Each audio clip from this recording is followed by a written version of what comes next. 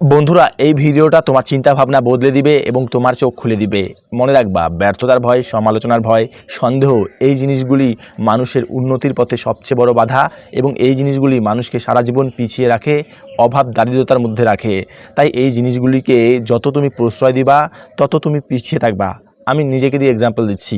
আমি অল্প টাকা উপার্জনের মধ্যে কাজ করতাম। হঠাৎ করে আমার মাথায় আসে এত কম টাকা উপার্জনের মধ্যে আমি সন্তুষ্ট থাকতে পারি না, এত কম টাকায় আমার পোষাচ্ছে না। তারপরে আমি সাইডে একটা ব্যবসা শুরু করলাম। সেই ব্যবসা থেকে আমার ৩-৪ মাসের মধ্যে আমার উপার্জন ডবল হয়ে গেল। আমি যদি ব্যর্থতার ভয় পেতাম, সমালোচনার ভয় পেতাম এবং সন্দেহ করতাম, আমি যদি ভাবতাম লোকে কী বলবে, লোকে কী ভাববে, আমি শিক্ষিত হয়ে এত ছোট ব্যবসা করব, আমি যদি ব্যর্থ হয়ে যাই, এমন দুশ্চিন্তা করলে আমি সেই কাজটা কখনোই শুরু করতে পারতাম না এবং আমি আমার উপার্জনকে কখনোই ডবল করতে পারতাম না।